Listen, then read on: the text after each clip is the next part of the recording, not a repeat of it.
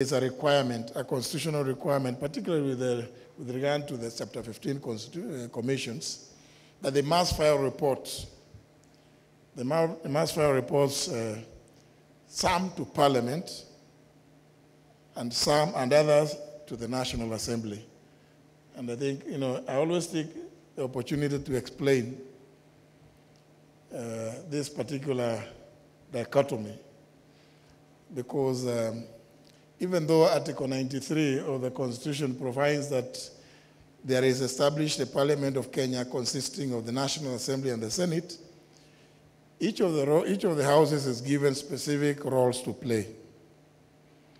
So that, like the Honorable Muturi did indicate what the people he represents have said. Remember, that's a function which is carefully crafted. If you read Article 95, Clause 2, you see that they deliberate and discuss and deliberate issues and resolve issues of concern to the people.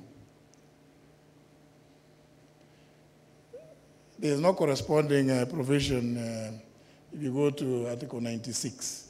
There isn't any corresponding provision. So that sometimes, and this is important, we need to know who our partners are, so that we don't spend a lot of time, something which used to be on television called mazungumzo mtaani. So if you engage in a lot with some people without a plan, and I'm happy that this strategic plan is very clear and very specific, you may get derailed. So please, Director and your team, I'm sure, but I know you know that the Justice and Legal Affairs Committee should be your first port of call in Parliament.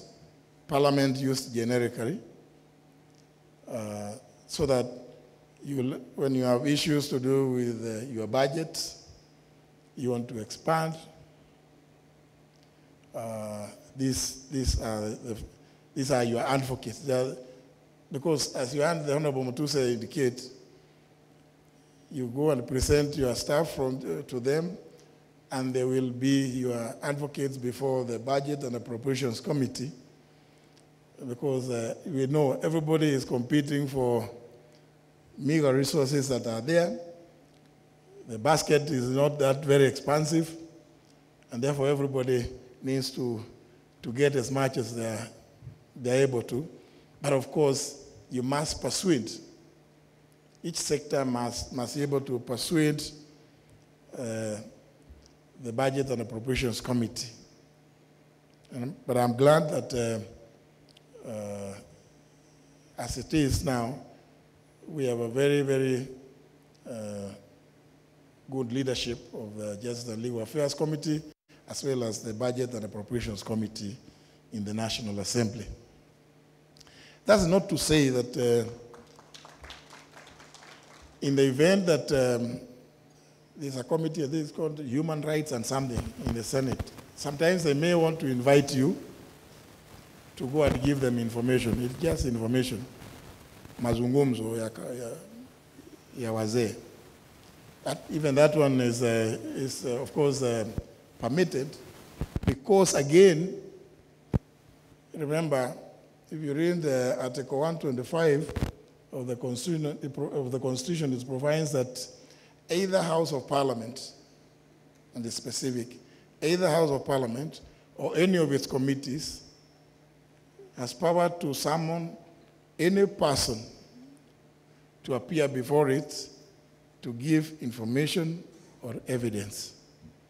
Therefore,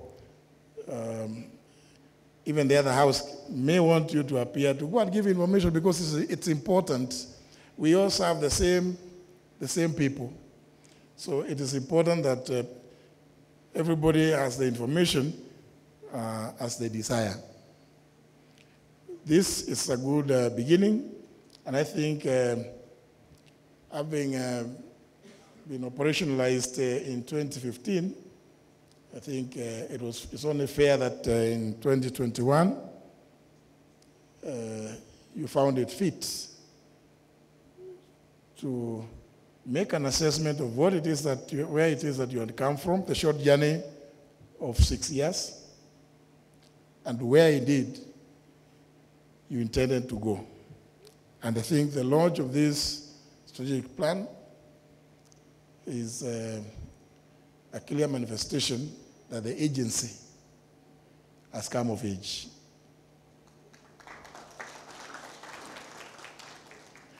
In conclusion, let me express my deepest appreciation to the leadership and the staff of the agency for their dedication, vision, and commitment to this noble cause. Your work is not only crucial in recovering proceeds of crime, but also in restoring the faith of the people of Kenya in the justice system and demonstrating that indeed crime does not pay. The contents of this strategic plan are promising, and I assure you of my full support and the support of the government to you to fulfill your mandate. Asanteni sana.